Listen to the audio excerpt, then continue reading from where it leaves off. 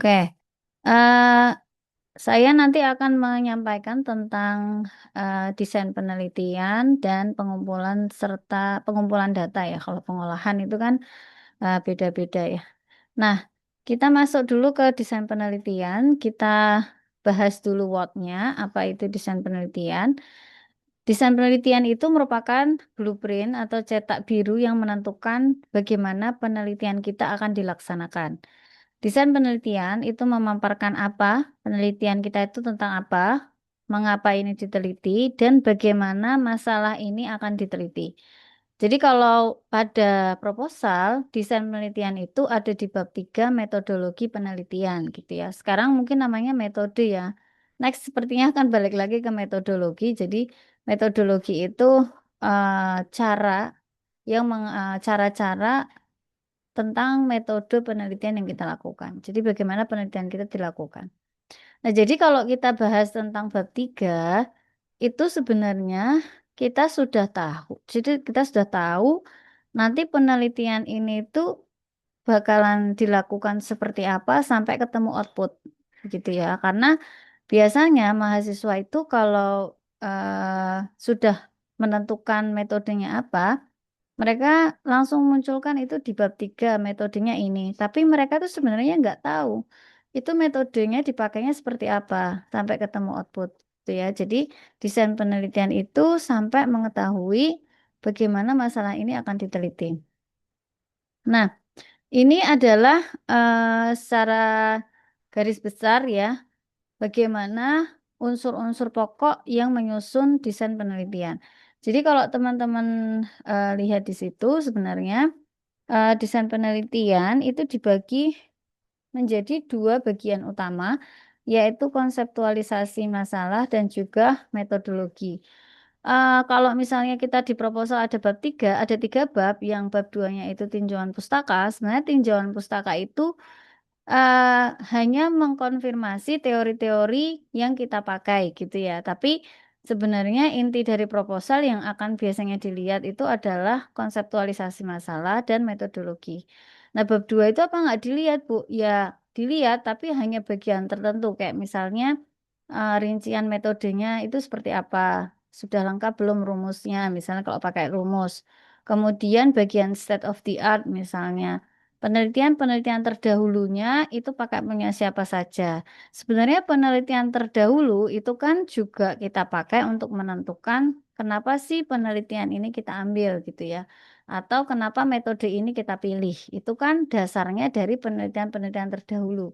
Nah, itu yang kita lihat sebenarnya itu dan juga kerangka berpikir. Nah, tapi kalau kebanyakan ya, kebanyakan dosen tuh nggak terlalu, dosen pembimbing nggak terlalu concern di teori-teori, hanya kalau ada rumus itu nanti kedetek ketika pengolahan data, lo kok nggak ada rumusnya di bab 2 gitu ya. Itu baru kita cross-check di bab 2. Oke, jadi ada dua bagian. Yang pertama adalah konseptualisasi masalah, kemudian metodologi penelitian. Nah, konseptualisasi masalah, kemarin kita sudah belajar tentang gejala-gejala ya, simptom, problem simptom. Ada gejala yang sifatnya umum, ada gejala yang sifatnya khusus. Dan karakteristik dari gejala masalah itu terdapat apa? Yang masih ingat? Terdapat ciri-ciri gejala masalah itu apa? Ayo, mungkin ada yang masih ingat? Kok diem semua ini? Jangan-jangan nggak nyantol ini pelajaran saya kemarin. Apa yuk? Gejala masalah itu ditandai dengan apa? Adanya gejala. Iya, adanya gejala. Lah, gejala masalah itu bisa diidentifikasinya itu dengan cara seperti bagaimana kita bisa mengidentifikasi gejala. Tidak bisa dihitung, Bu.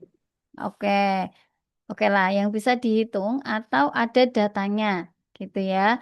Jadi kayak misalnya gejala masalah, eh, output produksi turun, gitu ya. Kalau ada datanya itu gejala masalah, tapi kalau tidak ada data itu namanya asumsi.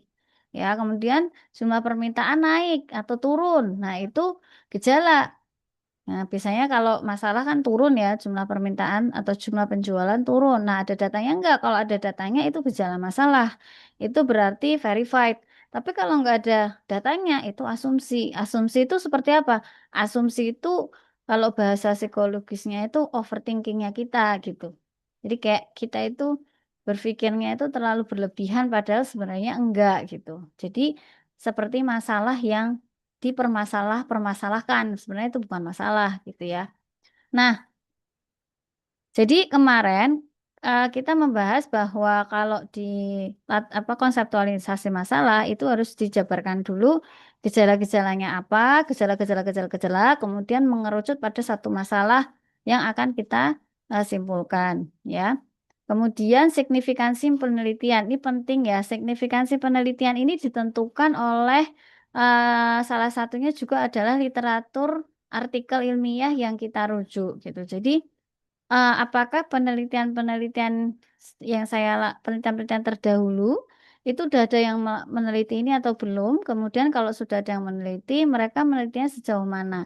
Dan kita itu berkontribusi di bagian mana penelitian kita. Nah, itu signifikansi penelitian. Kalau kita udah tahu masalahnya apa, otomatis kita tahu tujuannya apa. Seperti misalnya kita tahu masalahnya adalah pada lemahnya perencanaan pembelian bahan baku. Berarti kita tahu tujuan penelitian ini adalah bagaimana menentukan perencanaan pembelian bahan baku yang dapat meminimumkan inventory misalnya ya. Jadi kalau kita udah tahu masalahnya, bukan gejala ya, kita udah tahu root cause-nya, otomatis kita akan tahu tujuan kita meneliti itu apa. Gitu. Oke, jadi kalau metodologi yang paling penting nanti ada kerangka hipotesis, walaupun kerangka hipotesis ini biasanya ada di bab 2, kemudian penarikan sampel yang akan kita bahas hari ini, kemudian metode pengumpulan datanya dan analisis data. Nah, secara detail lagi di bab 3 itu nanti seperti ini ya kalau skripsi. Jadi selalu dimulai dari adanya studi lapangan dan juga ada studi pustaka. Nah, apa nggak bisa Bu salah satu aja? Nggak bisa. Kenapa? Karena kita balik lagi ya dari awal research itu adalah menggabungkan antara empiris dengan logis gitu. Studi lapangan itu bagian dari studi empiris kita untuk mengevaluasi apakah masalah itu benar-benar ada di lapangan. Nah, studi pustaka atau studi logis itu untuk memastikan bahwa solusi yang kita berikan itu memang ada dasarnya, bahwa solusi itu adalah salah satu strategi yang bisa menyelesaikan masalah. Nah, jadi selalu kalau bab 3 itu selalu dimulai dari dua ini, yaitu studi pustaka dan studi lapangan gitu. Cuma nanti studi pustaka dan studi lapangan ini biasanya akan dijabarkan lagi ya. Kalau Pak Bekti itu lebih suka kalau di dalam kotak itu ada poin-poin lagi gitu. Jadi misalnya studi lapangannya ngapain? Misalnya studi lapangannya wawancara kepada owner tentang permasalahan industri, kemudian apa-apa itu dijabarkan.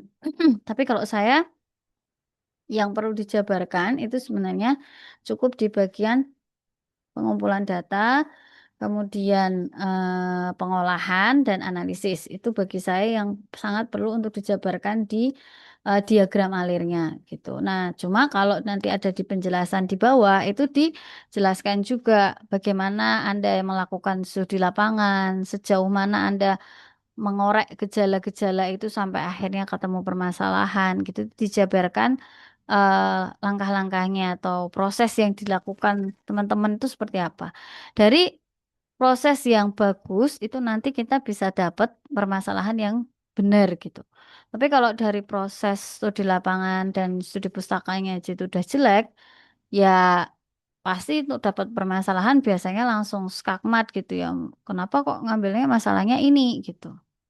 Tapi sekali lagi teman-teman kalau kita itu sudah sampai sempro gitu ya. Dan apalagi teman-teman itu sudah dibimbing secara detail oleh dosen pembimbing itu biasanya kalau apa namanya ya, diinterap oleh dosen penguji itu juga nggak parah-parah banget gitu. Maksudnya ya Ya kami tahu, maksudnya teman-teman itu sudah dibimbing oleh dosen lain yang juga punya kapasitas gitu ya.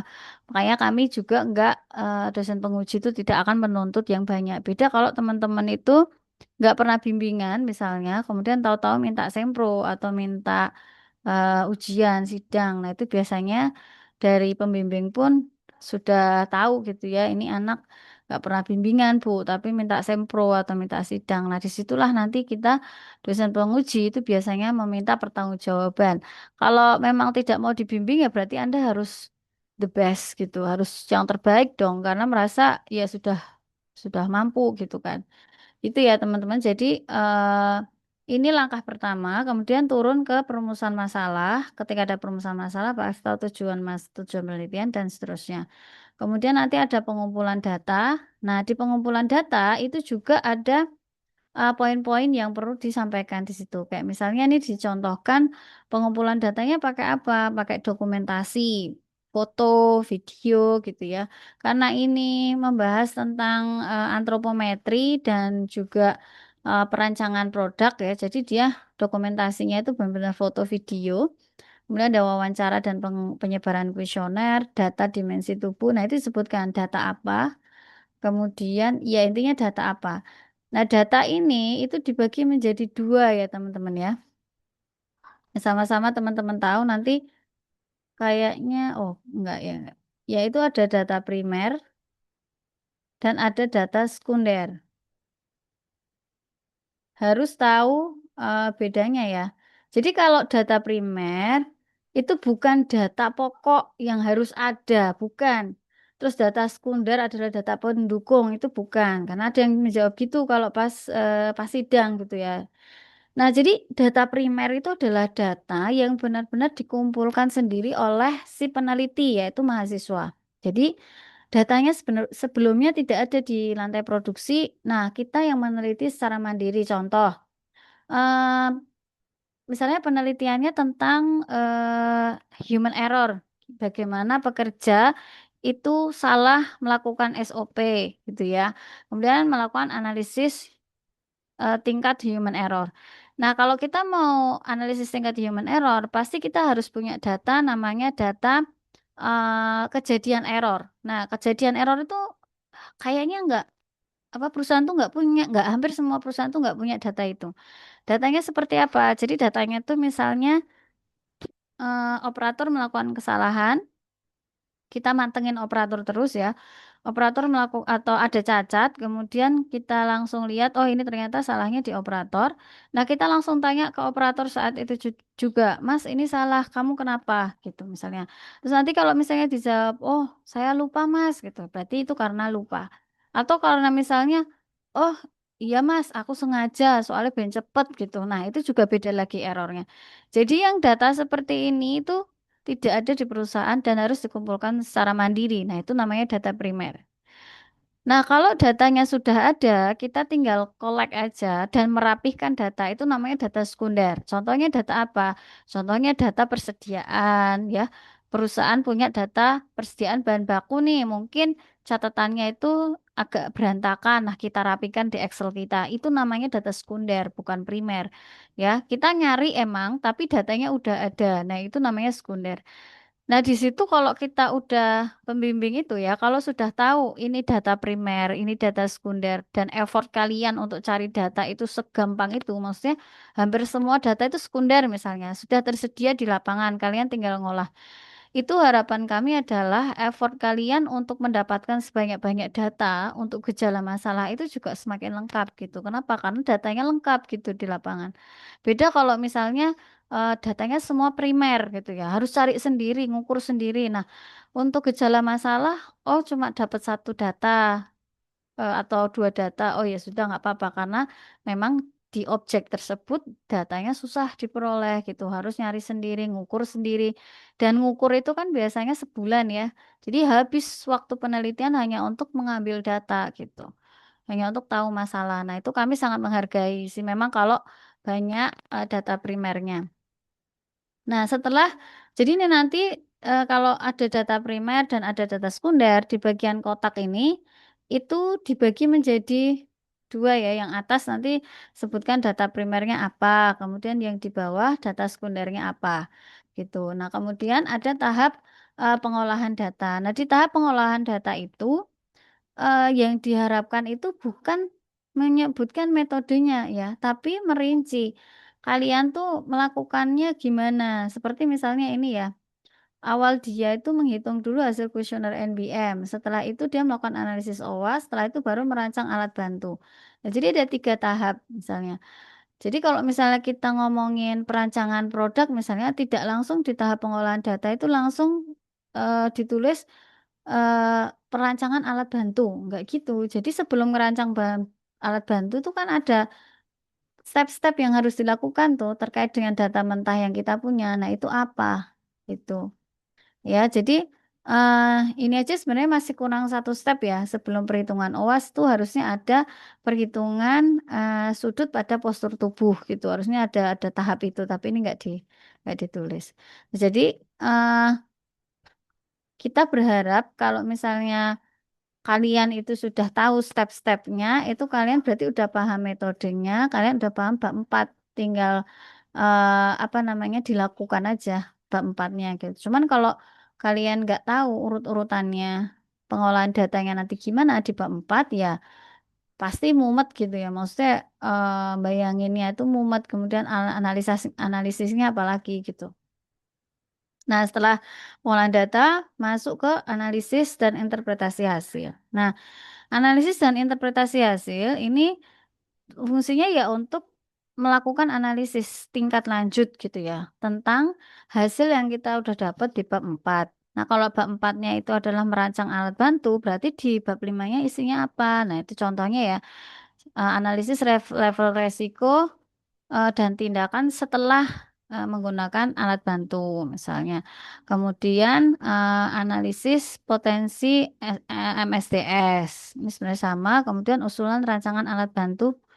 eh oh, kalau yang ini poin 3, usulan rancangan alat bantu ini kemarin hmm, dia sampai kepada rincian biaya pembuatan gitu. Jadi mungkin lebih tepat ya, karena ini juga saya ngambil dari kayak skripsi sebelum sidang nih ya.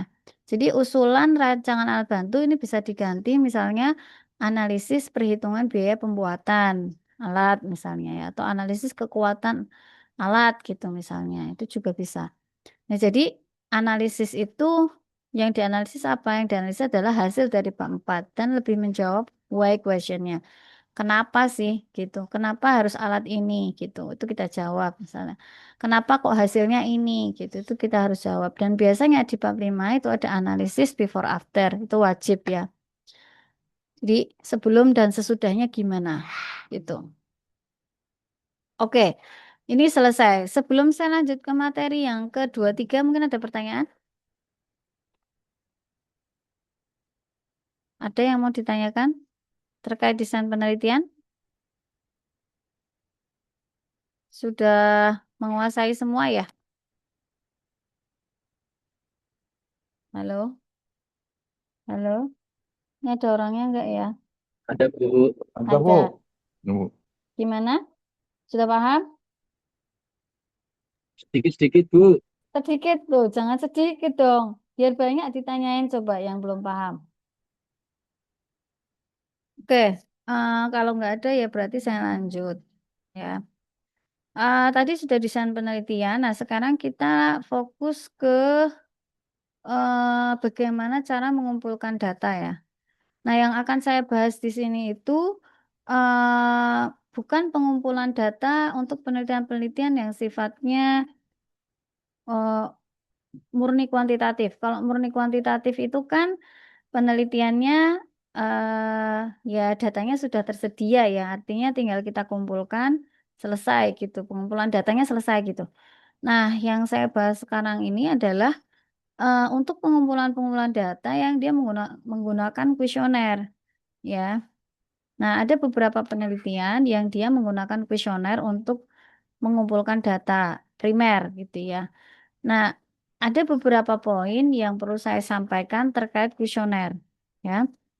Jadi, langsung ke sini aja. Oke. Ini adalah perbedaan ya. Jadi kuesioner itu ada yang namanya kuesioner terbuka dan ada yang kuesioner tertutup gitu. Beberapa mahasiswa itu sering salah ketika ditanya, Mas, ini kuesionernya terbuka atau tertutup? Dijawab, terbuka, Pak. Loh, kenapa terbuka? Terus dijawab, kuesioner terbuka itu apa? Ya, kuesionernya responden terbuka saja, Pak, mau menjawabnya, tidak rahasia gitu loh. Maksudnya rahasia itu gimana? Sejak awal dimintai jawaban itu kan berarti jawabannya nggak mungkin rahasia kan? Yang si peneliti pasti tahu jawabannya kan?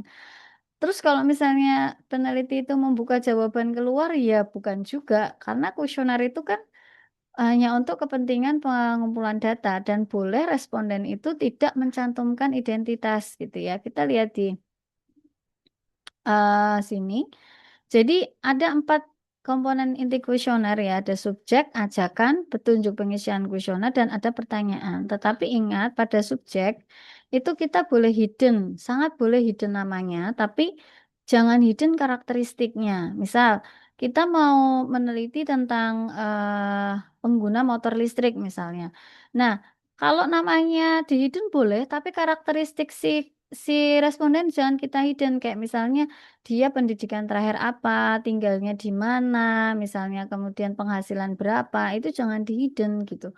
Nah kalau di hidden semua ya kita nggak bisa mengidentifikasi apa-apa kan. Nah jadi kalau soal nama itu boleh hidden di kuesioner. Nah kemudian kuesioner terbuka dan tertutup itu bedanya di mana? Jadi kuesioner terbuka itu kalau responden itu menjawab sendiri dengan kalimatnya sendiri. Jadi kalau saya boleh simpulkan, pertanyaannya itu esai, bukan pilihan ganda atau skala Likert yang milih suka, cukup suka gitu ya. Tapi memang jawaban bebas. Misalnya seperti apa? Misalnya di kasus saya kemarin ketika saya melakukan penelitian tentang strategi marketing untuk produk batu bata ramah lingkungan gitu ya. Nah, saya mencari faktor-faktor apa yang menyebabkan orang itu memilih produk ramah lingkungan gitu. Nah, dari situ kan saya nggak tahu nih, saya belum mengunci, saya mau lihat mau faktor apa saja yang mau saya teliti pengaruhnya, tapi saya eh, butuh referensi. Akhirnya saya kasih kuesioner terbuka dulu. Jadi pertanyaannya cukup, apa yang membuat Anda tertarik untuk membeli produk ramah lingkungan gitu misalnya. Terus nanti jawabannya tuh banyak gitu. Ada karena apa namanya? eh ingin melestarikan lingkungan, kemudian alasan karena keagamaan, kemudian ada juga yang menolak gitu ya. Menolak kenapa? Karena ramah lingkungan itu lebih mahal misalnya dan macam-macam gitu.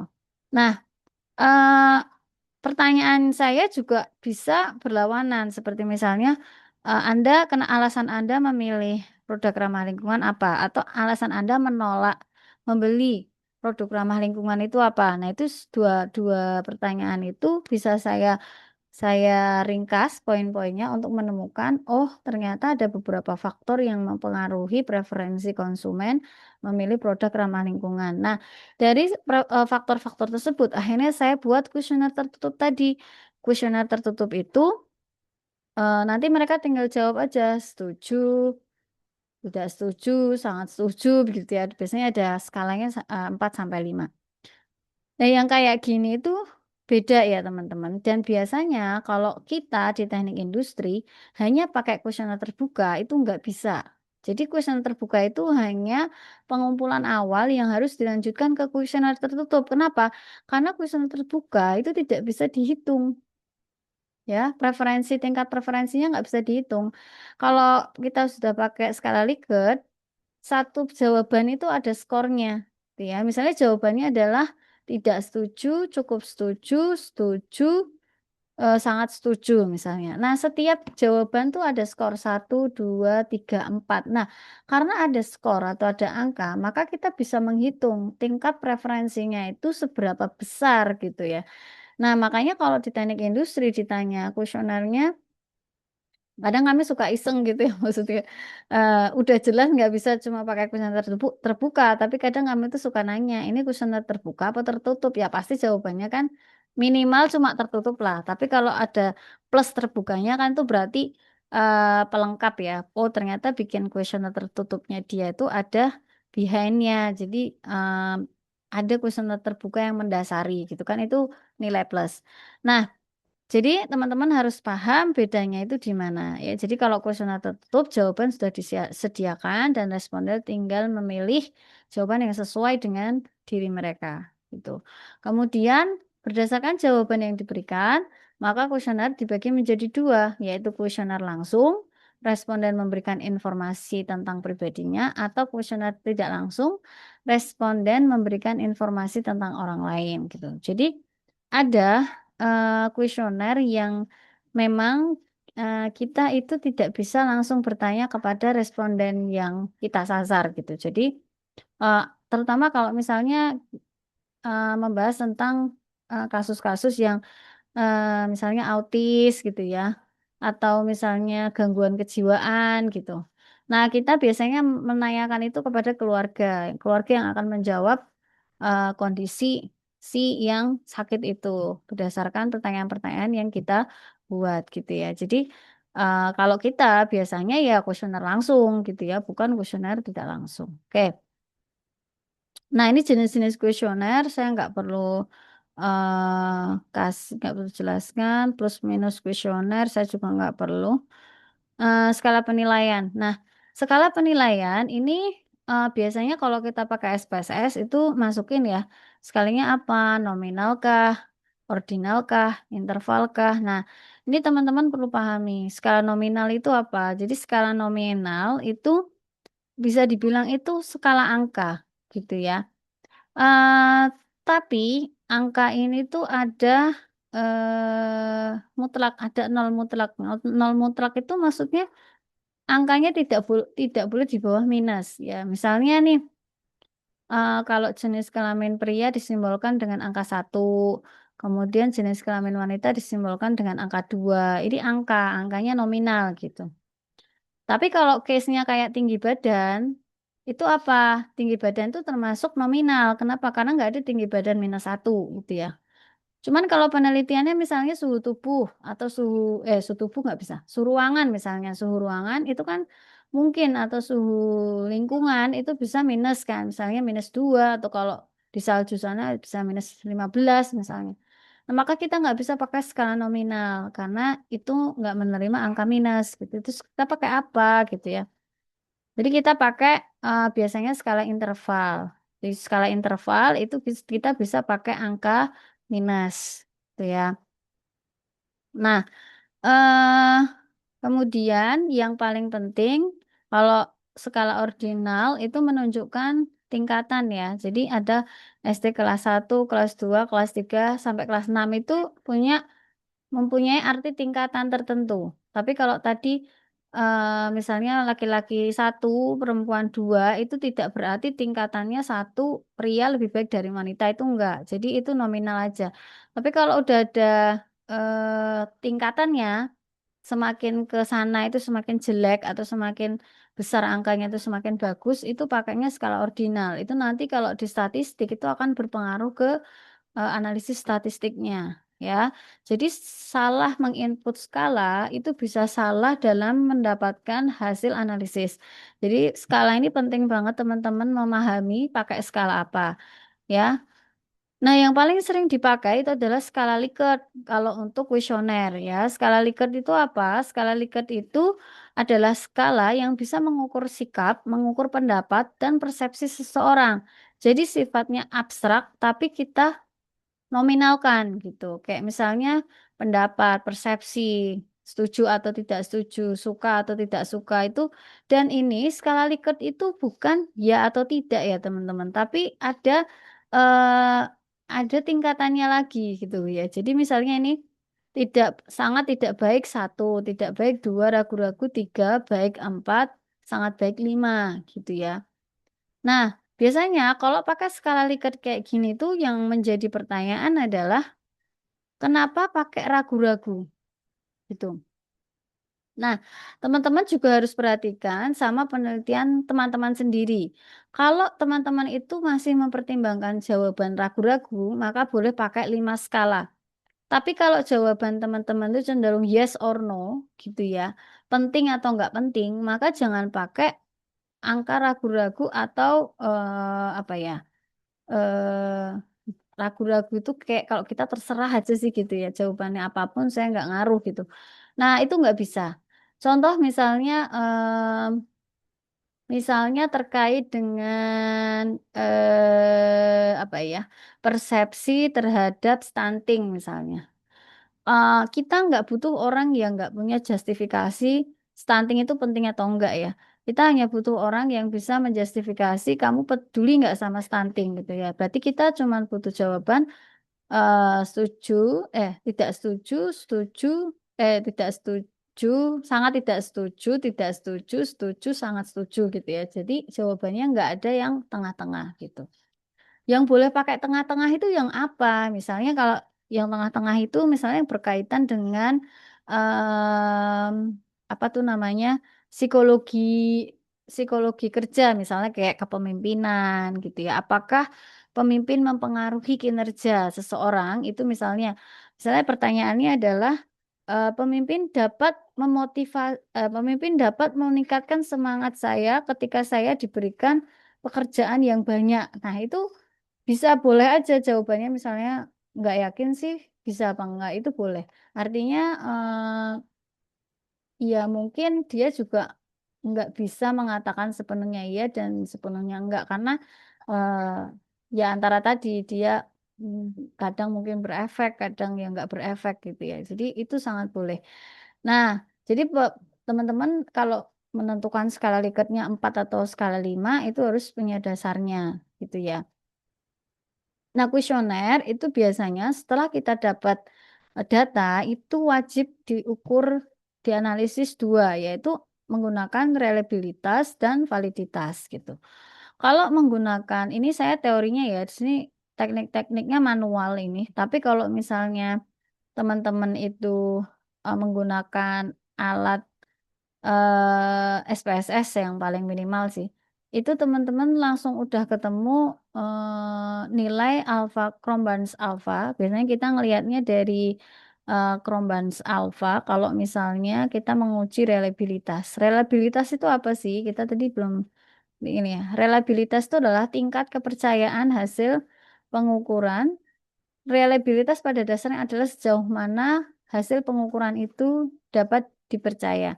Jika pengukuran yang dilakukan berulang-ulang menghasilkan hasil yang relatif sama, maka pengukuran tersebut dikatakan memiliki tingkat reliabilitas yang baik. Jadi kalau misalnya kita sudah mengulang kuesioner yang sama ke responden yang berbeda dan respondennya mungkin 100 orang gitu ya.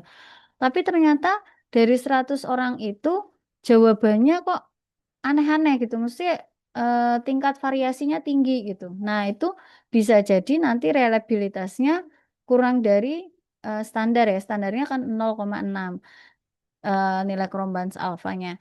Jadi, kalau misalnya yang bagus alat ukurnya gimana? Nah, alat ukur yang bagus itu biasanya alat ukur itu dapat mengukur untuk pertanyaan-pertanyaan tertentu di mana orang-orang itu punya kesamaan jawaban gitu ya maksudnya. Kalau misalnya jawabannya beda pun itu bisa terkotak cukup banyak gitu. Misalnya yang sangat setuju sama yang sangat tidak setuju atau tidak setuju. Jadi kalau antara satu skala dengan skala lain itu porsinya sama, misalnya 25%, 25%, yaitu bisa menjadikan ini alatnya benar nggak nih ngukurnya gitu ya. Nah, itu pakai SPSS bisa. Dan nilainya kalau nanti ini harus ada teorinya ya. Ini saya nggak menampilkan teori textbooknya karena ini bukan bagian dari mata kuliah statistik ya. Tapi teman-teman kalau sudah membahas tentang skripsi, apalagi melakukan uji reliabilitas, syaratnya reliable apa? Kalau menggunakan alpha Krombanes, yaitu jika nilai alpha Krombanes-nya lebih besar dari 0,6 misalnya. Loh, itu dapatnya dari mana? Dari internet Bu, internetnya mana? Blognya orang gitu, itu nggak bisa gitu ya. Jadi harus dicari bukunya, sumber bukunya, textbooknya, atau kalau enggak artikelnya itu tapi artikel yang valid ya. Jadi nggak cuma satu, tapi bisa lebih dari satu. Biasanya kalau Bu Yunita itu lebih sukanya buku ya. Kalau saya sih nggak buku nggak apa-apa karena kenapa? Karena buku sekarang itu juga orang bikin buku sekarang itu kadang ya nggak pakai mikir berkali-kali gitu ya. Kadang udah nulis aja terus masukin ke percetakan bayar bukunya jadi gitu. Nah makanya kadang-kadang kalau nggak semua buku itu bagus maksud saya gitu ya. Jadi kalau buku-buku yang mau dirujuk itu buku-buku malah buku yang zaman dulu banget. Buku-buku yang statistik yang kayak kitab-kitab itu loh yang tebel-tebel itu malah itu dirujuk banyak orang. Tapi kalau yang sekarang-sekarang yang tipis-tipis itu sebenarnya kalau saya sih juga kurang apa ya, kurang trust ya, kurang percaya. Tapi ya nggak apa-apa. Kalau teman-teman mau, yang penting ada buku yang mendasari itu, it's okay. Nah, kemudian uji validitas. Jadi validitas untuk apa? Untuk mengukur apakah kuesioner itu benar-benar bisa mengukur apa yang diukur gitu. Kalau yang tadi reliabilitas itu untuk mengetahui apakah si kuesioner itu mudah dipahami sehingga kalau kita pakai berkali-kali pada orang yang berbeda hasilnya tetap sama. Intinya gitu. Tapi kalau validitas itu apakah kuesioner itu bisa mengukur apa yang kita ukur gitu ya. Jadi misalnya kita mau mengukur tadi preferensi tadi. Nah, apakah itu benar-benar bisa menggambarkan preferensi tersebut? Ada kesimpulannya apa enggak nih nanti ini kuesioner gitu. Makanya biasanya uji validitas ini nanti bisa menggunakan korelasi Spearman. Jadi di korelasi itu nanti biasanya ada sekaligus uji validitasnya. Dan itu akan menggambarkan valid enggak sih setiap pertanyaan itu. Jadi uji validitas itu tiap pertanyaan ya dia akan apa namanya biasanya kalau enggak Spearman ya Pearson correlation ya sama sih. Pearson correlation atau Spearman-Brown correlation ya. Jadi nanti validitasnya itu, kalau validitas itu yang diuji tiap pertanyaan. Jadi kalau teman-teman bikin kuesioner pertanyaan 20 itu validitasnya untuk 20 pertanyaan.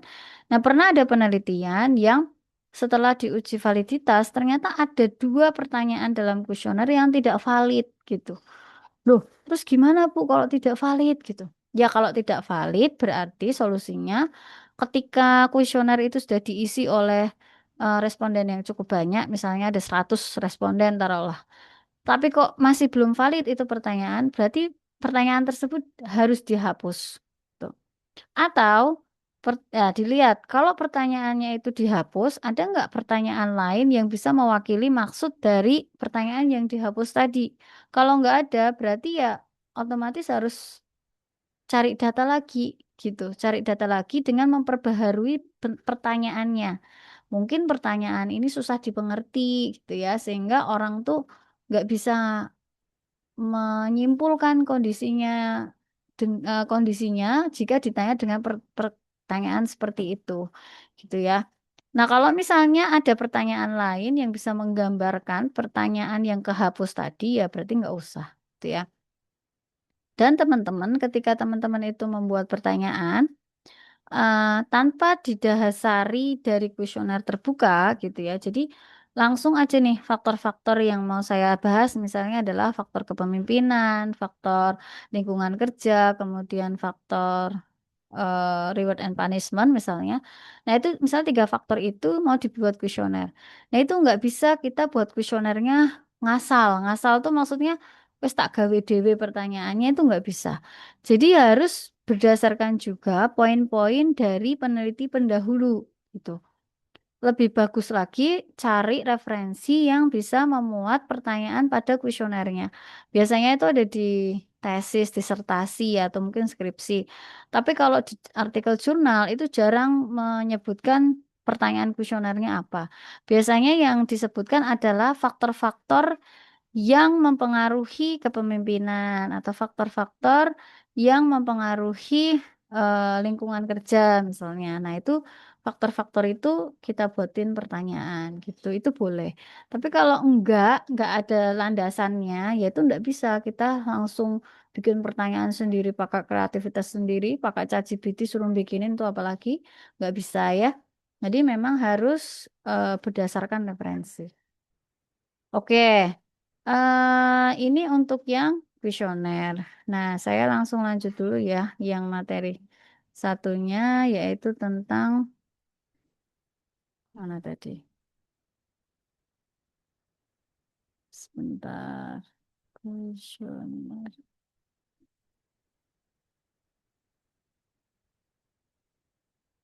Nah, setelah kita ke kuesioner, selanjutnya ke teknik sampling ya. Nah, biasanya ketika kita mencari kuesioner, mencari data, itu kita eh akan ditanya, ini datanya yang mau dicari berapa gitu. Nah, terus suka ada yang jawab ya, 30 Bu gitu loh, 30 itu dapatnya dari mana gitu. Itu satu pertanyaan yang wajib kita jelaskan ketika kita mengambil sampel. Terus ketika kita sudah memutuskan, oh sampelnya ada 80 gitu. Nah, oke. Terus gimana kita melakukan samplingnya? Nah, ini juga perlu. Karena kemarin, bukan kemarin ya, ini saya sedang membimbing mahasiswa, di mana mahasiswa ini ketika dia menyebar kuesioner, jadi temanya itu terkait. Kalau teman-teman pernah ngikutin Sempro-nya, itu strategi pedagang kopi keliling. Nah, strategi marketing pedagang kopi keliling. Dia menguji dari 3 faktor. Saya agak lupa faktornya apa. Yang dari 3 faktor itu nanti diharapkan bisa menjadi strategi gimana supaya kopi keliling itu semakin laris gitu ya. Nah, awalnya itu ketemu data sebanyak 100 berapa ya? 120-an data lah pokoknya. Karena dia mengambil sampel di satu kota ya. Satu kota kemudian dia ketemulah diambil dari populasi kemudian ketemu samplingnya sekitar 120-an data. Dari 120 data tersebut oh sorry, ada minimal samplingnya 80, terus dia ambil 120-an data, terus habis itu ketemulah bahwa data tersebut tidak normal, gitu. Padahal kalau kita mau pakai regresi linier, itu data harus normal. Nggak bisa ya kalau nggak normal. Jadi karena itu parametrik. Kalau non parametrik kayak misalnya cuma pakai uji korelasi, itu nggak pakai normal uji normalitas nggak apa-apa. Tapi kalau kita memutuskan pakai regresi, harus normal datanya. Nah, ketika dilihat sebaran datanya, ternyata datanya itu nggak tersebar gitu. Jadi dari responden itu yang paling banyak ngisi itu adalah yang S1 gitu. Nah, sedangkan yang SMP, lulusan SMP, SMK, SD itu kecil-kecil banget gitu. Nah, padahal yang suka beli kopi keliling itu paling kan ya orang-orang yang kayak kayak gitu, maksudnya kayak kayak gitu tuh biasanya yang lebih hemat, lebih cari yang harga hemat, otomatis mungkin dia berkorelasi sama status pendidikannya yang tidak tinggi. Nah, akhirnya si mahasiswa ini mencari data lagi dengan mempertimbangkan persebarannya. Jadi S1, SMP, SMA itu harus tersebar merata berdasarkan tingkat pendidikan ya. Nah, setelah itu diuji lagi dan ketemu datanya akhirnya cuma ketemu 106, berapa data dihapus, jadi ada 106 data. Setelah diuji normal ternyata datanya. Nah, dari sini berarti kita harus sadar ya bahwa teknik sampling itu penting. Bagaimana kita menentukan teknik samplingnya itu menentukan bagaimana hasil penelitian kita nanti. Oke, nah teknik sampling itu ada apa saja? Yaitu ada probabilistik dan ada non-probabilistik. Namanya aja probabilistik. Jadi kayak semua anggota pada populasi tersebut itu punya peluang yang sama untuk dijadikan sampel. Itu kalau probabilistik. Jadi ibarat kata random aja lah, nggak membeda-bedakan satu orang dengan orang yang orang lain dalam populasi tersebut semuanya bisa jadi sampel saya. Tapi kalau non probabilistik itu beda. Kalau non probabilistik itu berarti nggak semua orang pada populasi tersebut itu bisa kita jadikan sebagai sampel gitu. Ya, dan rata-rata biasanya di kita teknik industri itu pakainya non probabilistik. Jadi ada syarat tertentu dari responden kita yang itu akhirnya bisa kita mintai kuesionernya. Ya, oke, kita masuk satu-satu. Ini masih pada hidup ya matanya? Kasih Bu. Masih. Siap. Oke. Saya takut nanti malah tidur semua. Oke. Nah, di non probability sampling itu ada beberapa. Ini saya bahasnya dari non probability dulu ya kayaknya ya. Bentar, saya lupa. Ini non probability. Oh iya, saya bahasnya dari non probability dulu. Jadi non probability itu ada syarat ya. Jadi nggak semua orang pada populasi itu bisa kita jadikan sampel. Satu teknik pertama yaitu convenience sampling. Convenience sampling itu sampelnya dipilih dengan pertimbangan kemudahan. Sampel diambil dengan cara mengambil anggota populasi yang dianggap sudah mewakili populasinya. Seseorang dapat diambil sebagai sampel karena kebetulan berada di tempat itu. Jenis sampel ini sangat baik jika dimanfaatkan untuk meneliti penjajakan. Jadi, kemudian diikutilah penelitian lanjutan yang sampelnya diambil secara acak. Jadi misalnya saya langsung ke contoh ya. Ada seorang peneliti yang ingin mengetahui tentang seberapa bersih sih wilayah Jakarta Selatan. Ya, ia menanyakan pada orang yang saat itu ada di jalan atau siapapun orang yang ia jumpai yang bukan mungkin dia bukanlah orang yang benar-benar mengerti tentang kebersihan wilayah Jakarta Selatan gitu ya, seperti petugas kebersihan atau mendatangi kantor gubernur. Nah, jadi kalau convenience sampling ini batasannya adalah dari sisi kemudahan. Jadi misalnya orang yang bukan asli Jaksel kebetulan lewat atau jalanlah di trotoar Jaksel gitu ya. Terus kita mintain kuesioner. Nah, mungkin dia di situ tuh cuma kerja doang dari apa namanya 2 tahun 2 tahun ke belakang gitu. Nah, mungkin jawabannya itu akan beda dengan orang yang sudah dari kecil tinggal di Jaksel atau orang yang emang bertugas terhadap kebersihan di Jaksel. Jadi, kayak misalnya yang diamati adalah yang sukanya lewat di Jaksel di bagian tengah misalnya. Nah, dia nggak pernah lewat tuh di tepi-tepinya, otomatis dia nggak bisa purna dong ya dalam menjelaskan Jaksel secara utuh. Beda sama orang misalnya yang sudah dari kecil itu di Jaksel dan sudah hafal semua wilayahnya, dia mungkin bisa akan memberikan jawaban lebih objektif lagi. Nah, ini contoh makanya di convenience sampling yang hanya mengandalkan kemudahan, siapa aja yang ada di Jaksel itu kan syaratnya mudah banget ya. Siapapun yang ada di Jaksel saya minta, padahal belum tentu dia orang Jaksel kan. Nah, ini cocok jika diambil untuk penelitian awal aja. Jadi belum penelitian beneran. Nanti kalau penelitian beneran, itu sampelnya bisa menggunakan teknik yang lain. Oke. Yang kedua adalah judgment sampling. Nah, judgment sampling ini memerlukan tenaga ahli yang akan menentukan siapa anggota populasi yang akan kita jadikan sampel. Ya, jadi peneliti itu harus menguasai bidangnya dan memiliki pengetahuan memadai tentang karakteristik anggota populasi. Misalnya, banyak contohnya kayak misal yang kopi itu ya, salah satunya. Dia pakai judgment sampling juga, yaitu dia memberikan, tapi nggak ahli sih ini. Jadi dia hanya memberikan syarat ya. Jadi syaratnya itu apa? Si orang ini harus sudah pernah beli kopi di kopi keliling dan sudah pernah beli kopi di kopi-kopi kafe gitu. Jadi dia punya eh, khasanah kopi yang luas gitu.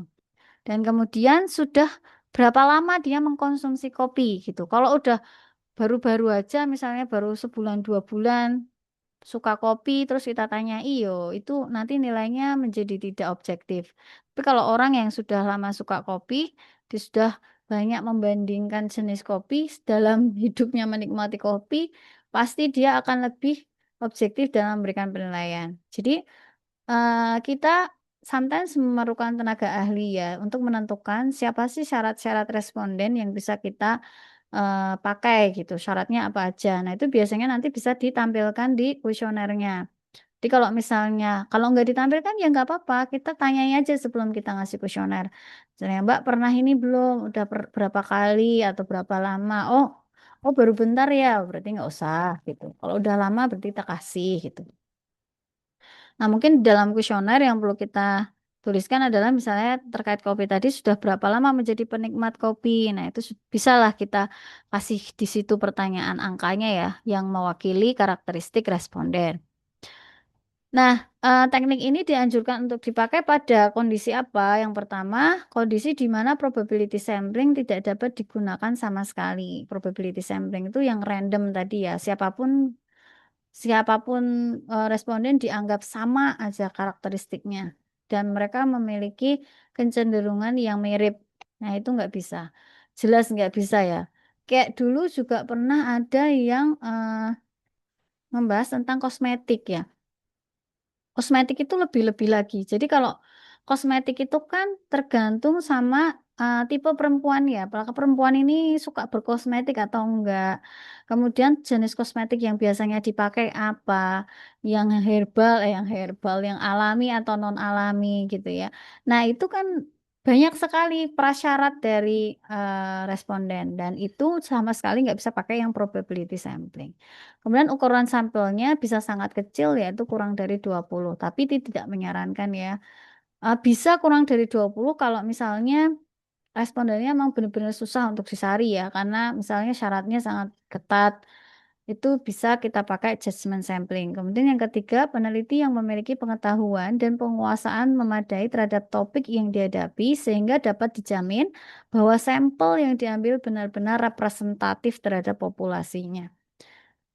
Oke, ini judgment sampling. Namanya judgment. Ngejudge itu berarti ya apa ya, sudah melabeli ya siapa saja yang bisa menjadi responden kita, siapa aja yang nggak bisa gitu. Kemudian ini contohnya ya, golongan orang yang selalu memakai kosmetik. Oke, wanita di atas 15 tahun dan sering memakai kosmetik. Oke, dibatasin lagi. Kemudian ini pengumpulan angket. Oke. Nah, sekarang kuota sampling. Kuota sampling itu sampel yang diambil adalah sekelompok anggota populasi yang mempunyai karakteristik yang sama. Tapi kuota sampling ini dibagi menjadi dua, yaitu kontrol kuota sampling sama uncontrol kuota sampling. Mungkin langsung ke sini aja ya contohnya. Jadi namanya kuota sampling itu teman-teman, kalian tuh harus sudah tahu pembagian kuota atau karakteristik responden kalian itu seperti apa aja variasinya gitu. Kayak misalnya nih, cuma dibagi dua, laki-laki dan perempuan. Atau misalnya kalau misalnya bekerja atau tidak bekerja atau status pendidikan atau apalah yang itu cenderung mempunyai karakteristik yang sama gitu ya. Eh, jadi kalau karakteristik yang sama itu kan jarang kalau berdasarkan geografi ya. Artinya gini misalnya kalian mengkuotakan yang tinggal di Jawa Tengah, misalnya kalian ngambil Solo Raya, misalnya Solo ya, atau Solo Raya.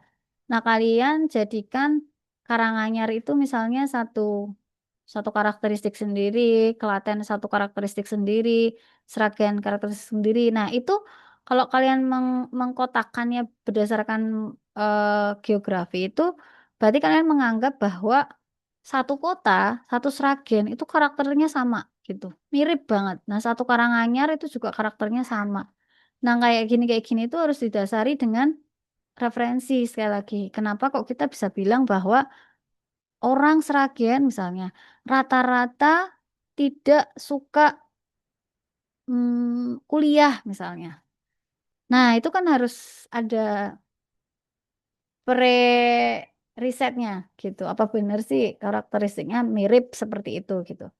Nah, yang paling sering ya ini laki-laki perempuan, terus dari usia dan lain-lain. Karena secara psikologis biasanya punya karakter yang sama. Nah, kalau kuota sampling itu kita benar-benar tentukan.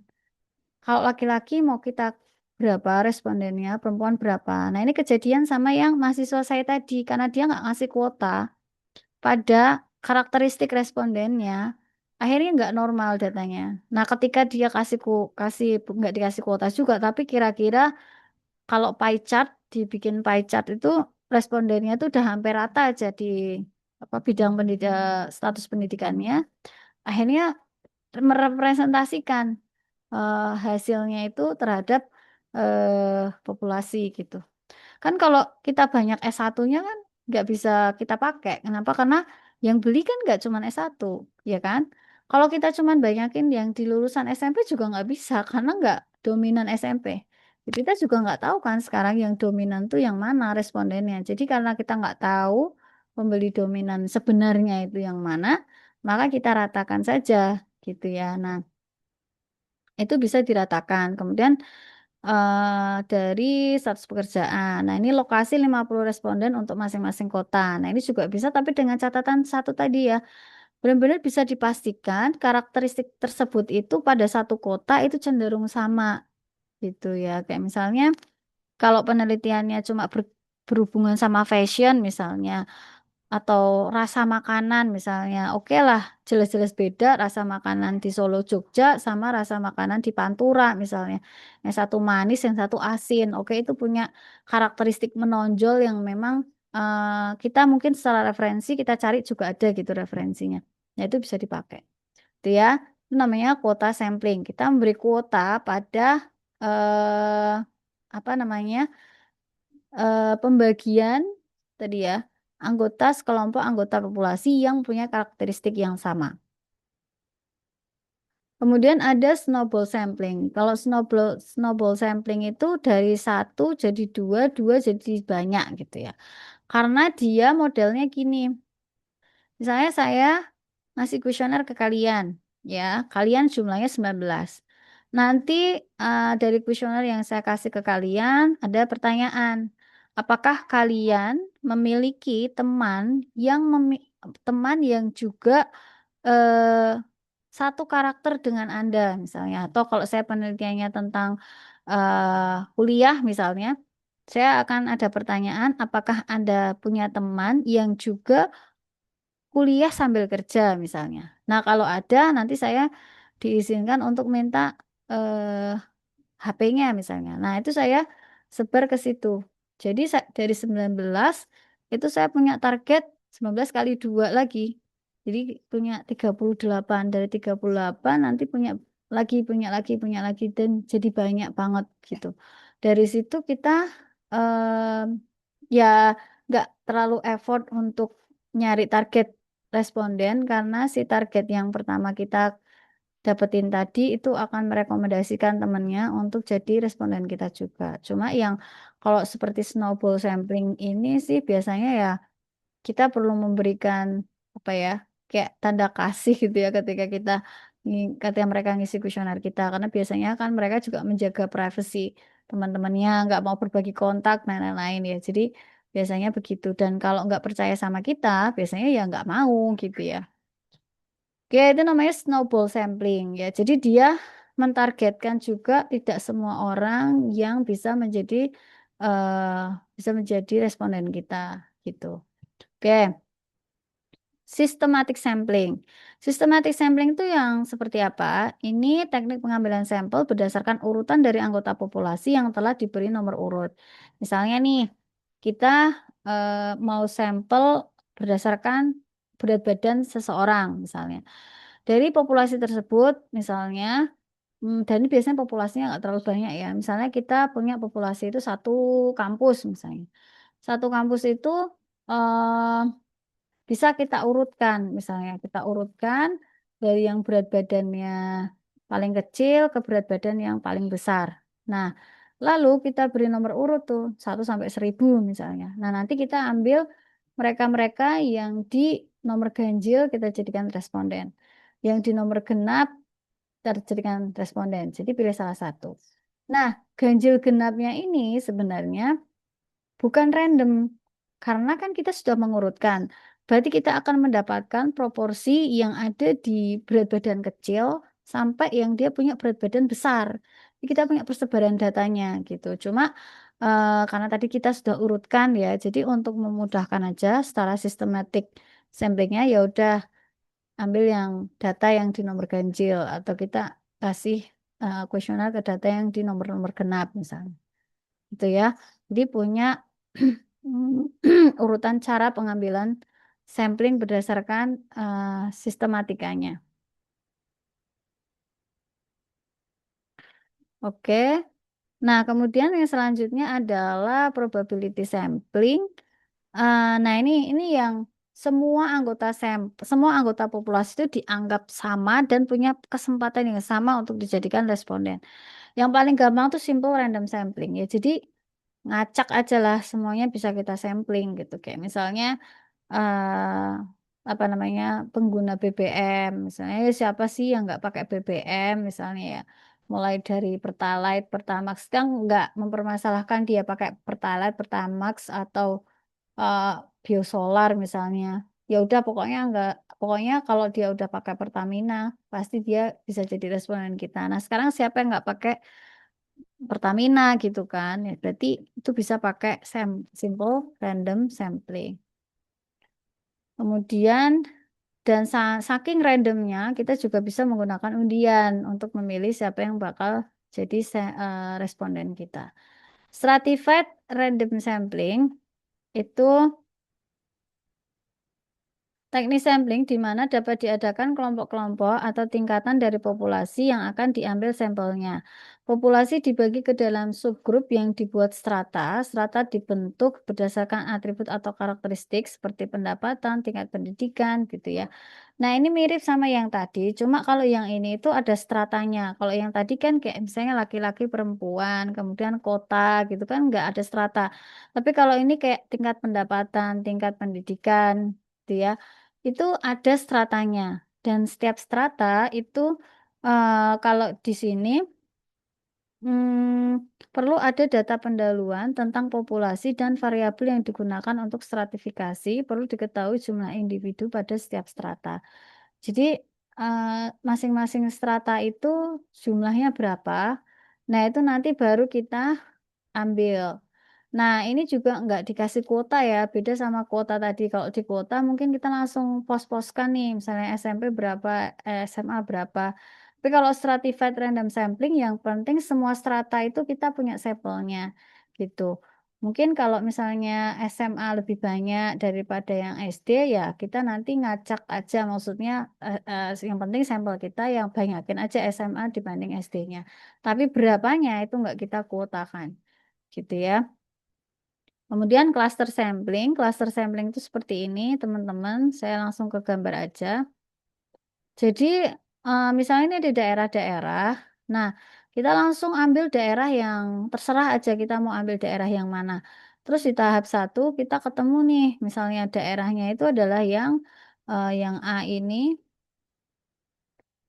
sorry. Jadi daerahnya adalah yang A. Oh, ini enggak. Yang A, kemudian eh, yang yang C, yang yang C, yang G. Jadi ada di sini ya. Di sini sama di sini. Nah, ini kalau misalnya kita ambil tahap satu ya ketemunya itu gitu. Nah, cuman ini juga kita random. Jadi kok ngambilnya daerah itu sih ya random aja gitu. Kita nggak benar-benar memperhatikan kuotanya dan lain-lain. Jadi pengen ngambil daerah itu ya daerah itu aja gitu. Nah, terus langsung lanjut ke bagian ini. Tahap 2 diambil dengan random.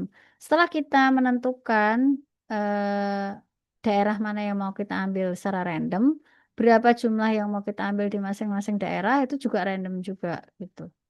Nah, terus kalau semuanya random, kenapa kita clusterin, Bu? Jadi cluster ini kita sebenarnya juga mengelompokkan sih. Jadi eh, karena kita punya kelompok-kelompok dari anggota populasi, kayak misalnya di Usahid itu ada 10 prodi misalnya, itu bisa menjadi klaster dalam populasi Usahid gitu.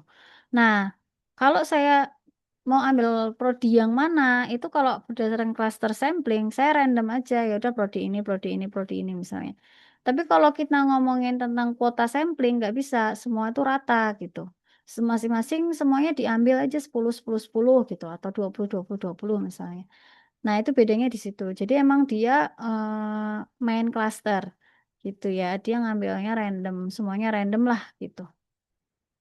Karena dianggap punya karakteristik yang sama atau kesempatan yang sama untuk mengisi kuesioner. Nah, sekarang ukuran sampel.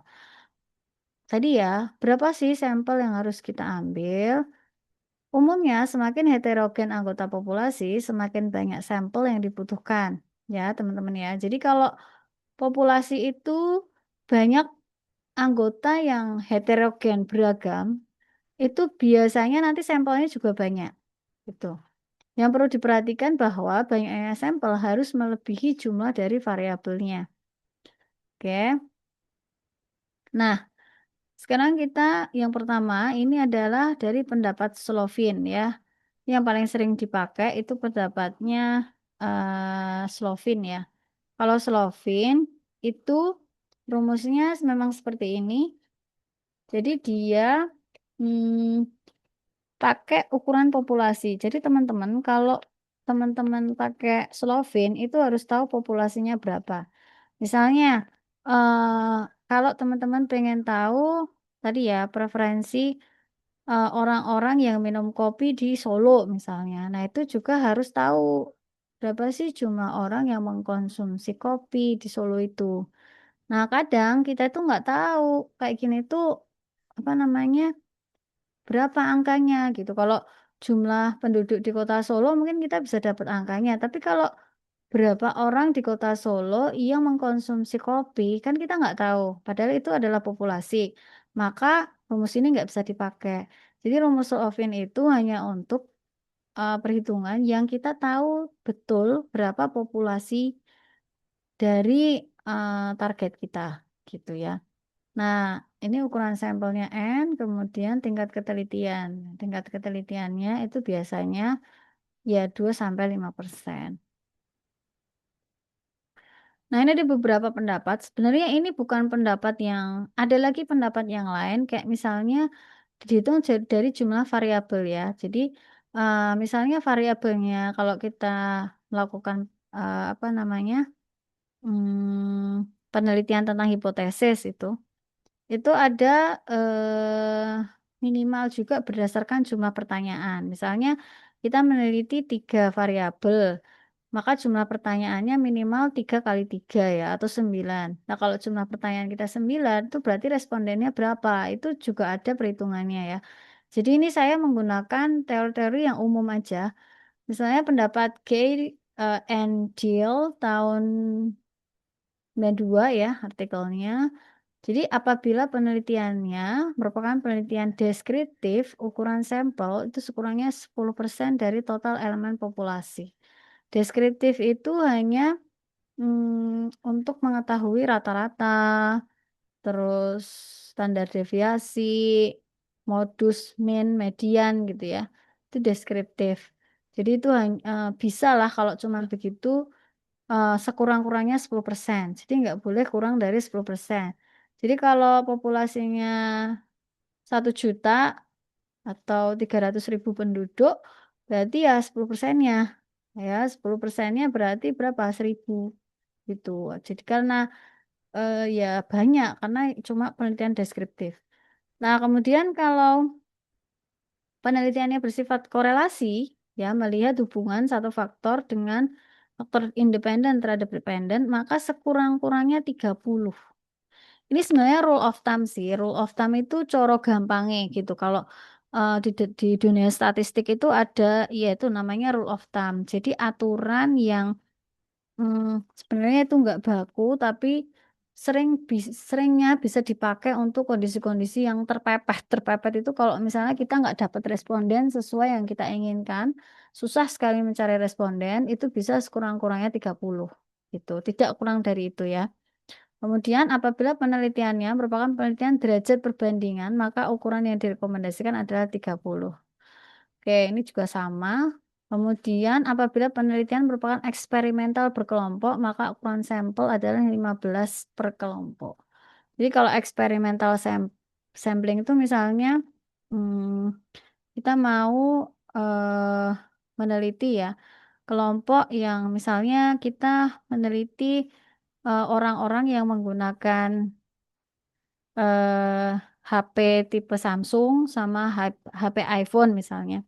Kita melakukan eksperimen nih terhadap orang yang pakai Samsung dan yang pakai iPhone misalnya. Nah, kalau kita pakai eksperimental berkelompok, kita kan biasanya pakai tindakan-tindakan ya. Misalnya, coba kita untuk mereka yang pakai Samsung, kita kasih tindakan misalnya suruh mereka bikin video misalnya atau suruh mereka ngapain misalnya untuk yang pakai Samsung. Misalnya pakai HP di selfie-selfie di tempat umum. Coba yang iPhone. Nanti kita bisa mengukur misalnya tingkat kepercayaan diri dan lain-lain. Nah, itu satu kali eksperimen atau satu kali tindakan yang kita terapkan ke kelompok itu 15. Total tindakan 15. Berarti kalau kita ngasih tiga kali challenge ke mereka, berarti satu kali challenge itu kita butuh 5 responden gitu.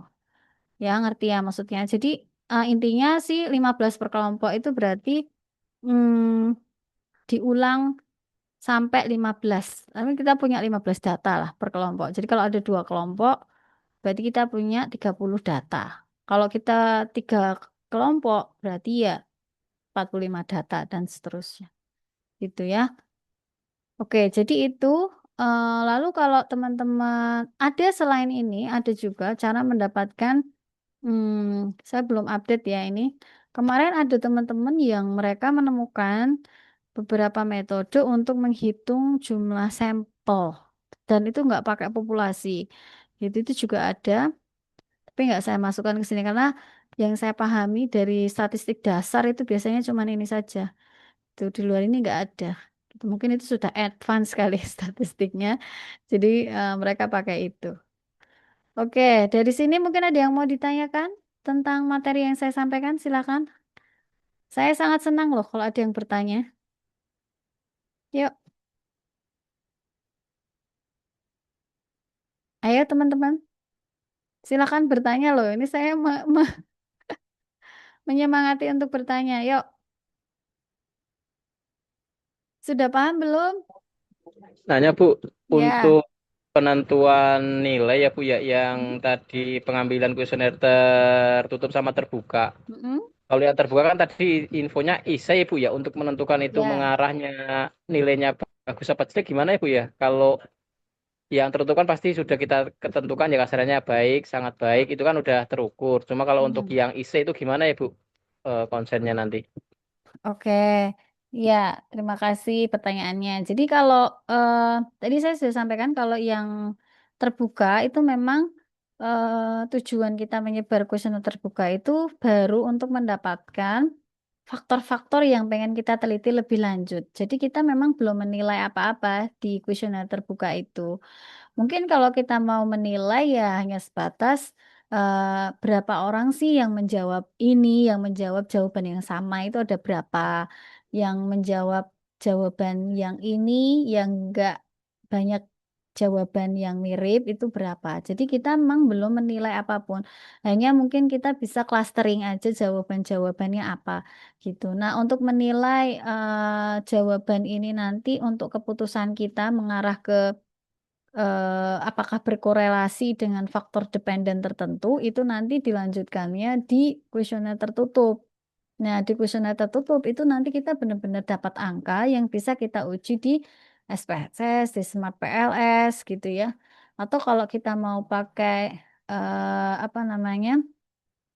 Software pengambil keputusan kayak misalnya AHP itu juga bisa setelah kita mendapatkan scoring dari kuesioner tertutup tadi gitu. Jadi eh, fungsi kuesioner terbuka ini memang bukan untuk kita mendapatkan nilai atau angka yang siap kita masukkan ke software, tapi paling tidak bisa menjadi dasar bagi kita kenapa yang kita nilai adalah faktor-faktor tersebut.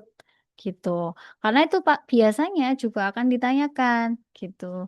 Seperti misalnya penelitian saya kemarin tentang alasan orang kenapa orang memilih produk yang ramah lingkungan. Pasti ada banyak alasan kan.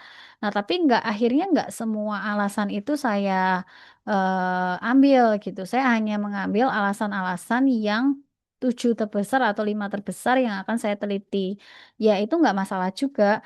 Artinya ketika saya ditanya, kok yang kamu ambil kok alasan cuma 5 alasan ini? Ya, saya punya dasar bahwa saya sudah melakukan apa namanya penyebaran kuesioner terbuka dan ternyata paling banyak itu alasannya karena ini dan ini sampai yang kelima gitu. Jadi itu sebagai apa ya riset awal aja sih kalau kuesioner terbuka ya. Begitu. Karena mudah ini ada feedback. Oke Bu, baik. Berarti secara garis besar kita kalau ngambil kuesioner yang terbuka itu kita mau mencari dulu mau ke arah yang tertutup gitu ya Bu ya berarti Iya, secara garis besar betul. gitu. Iya, betul. Betul. Jadi kalau Oke Bu. beda sama orang sosial ya. Kalau orang sosial, psikologi atau komunikasi itu biasanya kuesioner terbuka itu langsung dia pakai untuk mengambil kesimpulan gitu. Jadi dari hasil wawancara itu kan kuesioner terbuka tuh biasanya karena jawabannya nggak kita tentukan kan mereka jawab sebebas mungkin. Nah biasanya kalau di psikologi justru kuesioner terbuka itu yang menjadi apa ya? Data utama. Kenapa? Karena mereka dapat jawaban panjang lebar. Jadi kayak mereka tuh bisa melihat sisi-sisi yang bahkan tersembunyi gitu kan. Kenapa kok dia bisa melakukan ini? Kenapa dia bisa melakukan itu? Kalau hanya dari jawaban setuju tidak setuju, iya atau tidak, kemungkinan nggak bisa meyakinkan gitu bagi orang-orang sosial gitu. Makanya mereka lebih suka kuesioner terbuka. Jadi mereka ngelihat jawaban-jawaban secara terbuka itu yang mengarahkan pada sifat tertentu. Tapi kalau kita posisi itu, yang pertama kita bukan seorang expert yang dengan pengalaman yang panjang membaca jawaban panjang seperti itu ya. Dan biasanya yang bisa melakukan itu, artinya menerjemahkan kuesioner terbuka menjadi satu kesimpulan tertentu, itu ya orang-orang yang sudah ibaratnya expert yang sudah terbiasa menangani jawaban-jawaban yang sama. Jadi mereka hanya melihat pola jauh kalau jawabannya kayak gini itu biasanya orangnya kayak gini. Dulu udah punya pengalaman banyak sehingga mereka cukup dengan kuesioner terbuka. Nah, itu orang sosial ya. Kalau di eksak kita kita tidak meyakini bahwa cara itu bisa dipertanggungjawabkan hasilnya karena kita nggak mempunyai dasar yang jelas gitu ya. Transfer knowledge-nya susah karena kan berdasarkan kepintaran dan pengalaman kalau kuesioner terbuka ya menerjemahkannya. Tapi kalau kuesioner tertutup itu semua bisa kita angkakan dan bisa kita olah sehingga kita bisa menghasilkan kesimpulan tertentu. Nah, itu lebih bisa dipertanggungjawabkan.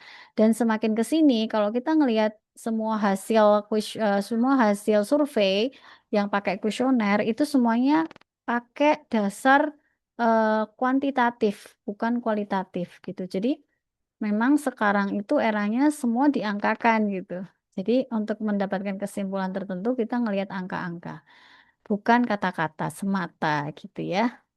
Oke, ada lagi mungkin satu lagi yang mau bertanya tentang materi hari ini ada 3 loh materinya. Masa nggak ada yang ditanyakan loh, keren sekali nih.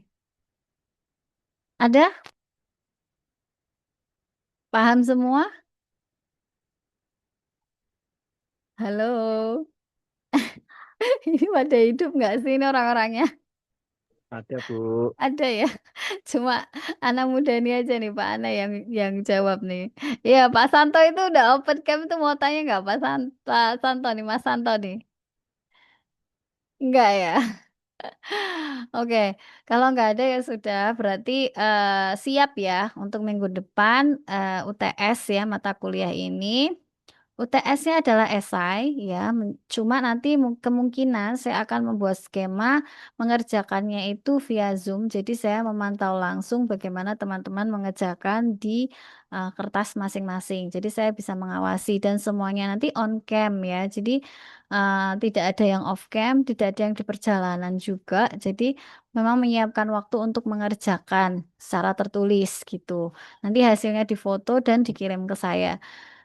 Dikirim ke mana tuh Google Classroom. Gitu ya. Untuk jamnya, nanti saya coba kalau opsi yang sesuai jamnya di jam 3 itu kemungkinan banyak yang nggak bisa kan ya. Jadi kemungkinan nanti saya buat malam di Sabtu malam kemungkinan ya. Tapi di Sabtu malam itu kalau tidak salah ada perkuliahan di dosen lain. Jadi saya harus sampaikan ke dosen tersebut dulu apakah ada kuliah dan kalau ada kuliah sampai jam berapa. Nah, saya menyesuaikan. Gitu ya teman-teman ya. Tentatif Sabtu malam. Jadi bagi teman-teman yang apa namanya beragenda di Sabtu malam, nanti bisa komunikasi WA saya. Kalau nggak bisa, nanti coba saya carikan penggantinya. Tapi semoga saya berharap sih bisa ya. Saya nggak kerja 2 kali gitu maksudnya. Gitu ya, teman-teman. Kalau shift malam Bu, ada yang shift malam soalnya Bu. Itu bisa nanti Ya, WAS jenengan gitu Bu. Kalau ya, silakan. Kalau memungkinkan untuk pindah shift sementara sih saya seneng ya. Tapi kalau nggak bisa, nanti berarti tetap saya prinsipnya harus mengawasi secara langsung via Zoom. Jadi nanti kalau misalnya mau pagi ya disiapkan fisik dan tempatnya yang untuk mengerjakan. Nanti saya coba carikan waktu di paginya ya, bukan siang tapi paginya gitu. baik Bu, terima kasih Bu. Gitu, oke. Saya rasa itu yang bisa saya sampaikan pada hari ini. Yang hadir sudah saya screenshot ya. Terima kasih untuk yang sudah hadir. Sampai ketemu lagi insya Allah pada UTS minggu depan. Saya akhiri. Wassalamualaikum warahmatullahi wabarakatuh. Waalaikumsalam warahmatullahi